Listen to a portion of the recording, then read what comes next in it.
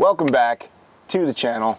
Today we are changing a hub bearing in a 2006 Volvo S60 T5 front wheel drive car. We're going to do it on the ground like most people have to. Let's get started. That's okay with me. And we'll find a good place for our safety third stand. Oh, that looks suitable right there. If our jack fails, then that'll catch us. Let's get this wheel off. Highly recommend a flip socket. Makes this job very simple-ish.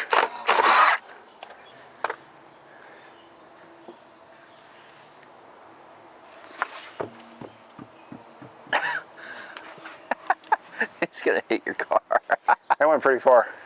So now we have a bolt in the middle of the axle, and we have a little 10mm bolt that holds our rotor to our hub. So what we're going to do now is we are going to pull the entire brake caliper and mount as an assembly and hang it up on the strut. And then we will pull this bolt out, pull this bolt out. Rotor will come off, go not as far away as the tire, maybe over here somewhere. Then we can go behind the knuckle, take the 4 bolts out for the hub bearing assembly, and hopefully it comes out of the spindle without having to hammer the living life out of it. Bolt. Next bolt.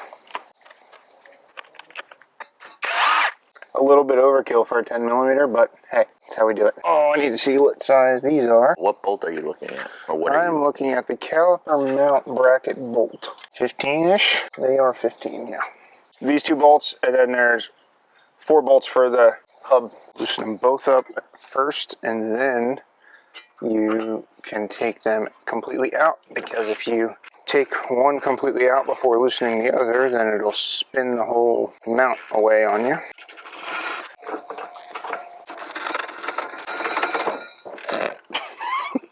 Now we get this off of my way, and we can put my, maybe we do it this way. Oh, that's more better. Now I can take this off. This off. That's good. Now, got a bolt here, and bolt down here. Kind of push this out of the way. Sweating and melting. Melting. Alright, so those 2 bolts are out. So I'm going to shove this guy back in a little bit so I can turn the wheel. It's actually probably a little better for hitting it too.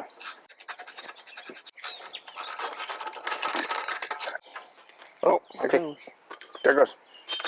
Alright, so now we whack. Little whack and medium whack. I'm going to call it big whack because this is the biggest whack I got here at this garage. I don't have a bigger whack here right now. So, first we're going to try a little whack. Take that one. Does it sound gross? A little bit. There's like a little piece of rubber in there. I don't know if this comes new with the new bearing or not. We'll look in the case and see, but this is like a little dust boot, really. It just keeps road BS out of your bearing thing. Clean the seal off. Dust boot, really, it's not really a seal. It's got a little split in the plastic right here, but it's not like broken on the outside. Let's see that thing. Yeah. Is that the split you're talking about? Yeah. It looks like it's meant to be. I don't even know if it's, yeah, it might even be made to be in there. It's not like uneven. It's like a really even slice in there. So I'm gonna clean all this garbage out of here and get some nice clean aluminum underneath of where we're at here. Previously, when this car had the axle shaft replaced, it had thrown a lot of dirty garbage in here. I'm gonna get maybe a little bit of sandpaper. Maybe I'll just get the power tools out and clean this off the way it's supposed to be. Avoiding the power tools before, but sometimes they do make things a lot faster. I'll go grab the, oh, nice. That's broken. See that? Oh yeah. It's probably making some real good noise while this thing's driving down the street. So yeah, I'm just gonna get the Scotch-Brite whizzer wheel and clean that. I'll get a Scotch-Brite on my finger and I'll clean around in here a little bit. There's only a little bit of corrosion built up on the surface in here. Anti-sneeze it up, get the new bearing in. So we're just gonna cut out a neat little piece right there. We're gonna run this in here, make this bore nice and clean. So everything goes back together super nicey nice. And then we will take this guy. When you do that, you just want to barely press on it. Like, don't push too hard. It's only aluminum. It'll take too much material off if you push too hard. And then your hub won't be flat and straight, and you'll be screwed. Barely, like SpongeBob with his big toe. Just barely touch it. So we're gonna check this new box. Does not have this thingy, so we're gonna reuse the old one. So now we're just gonna lube-a-doob the flange here. Okay. And this here. This. I don't have a brush, like I said. I'm just gonna finger it out. Pablo Picasso it on there. Yeah, buddy. So why are you using anti-seize?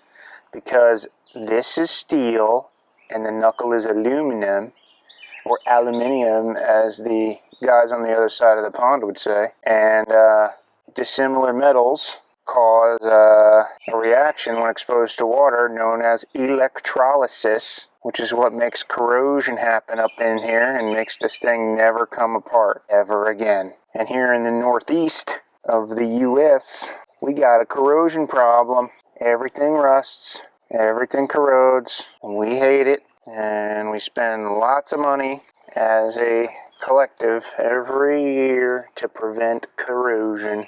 Seems to fit better that way. Actually, instead of doing that, put it on that side first. Then put it in this way. Okay, let's see if we can get some bolts in it. I think I might have been a little overzealous on the anti-seize though. Is that gonna screw you or? No, it's just messy. I don't want to go in with tools until it's ready to get torqued. So we already got, this is a 3-phase torquing procedure for these bolts. According to the service manual, it's supposed to be 20 Newton meters, then 65 Newton meters, then 60 degrees of rotation. What does that mean? Can you go into some detail about that? So, yeah, obviously the Newton meter part is pretty self-explanatory. That's just a setting on the torque wrench. But the 60 degree rotation is referred to as torque angle. So what you'll do is, because we have a hex fastener, and every point on a hexagon is 60 degrees, right? A point on my hex, and then I made a corresponding mark on the base material behind the knuckle. And then when I rotate the bolt to tighten it, and when the next point lines up to the reference mark, I know I'm at 60 degrees. Math is important sometimes. Now, they make tools. It's called a torque angle gauge. I have one. I just don't have one here. And they also make torque angle torque wrenches, which I also own and don't have here. I'm going to have you turn it. All right, that should be okay for right now. Just give me a minute. Now we got to go back the other way. I could do the 65 on this side, and then right from there, I could start doing the torque angle on this side, and then we'll only have to rotate the steering wheel one more time.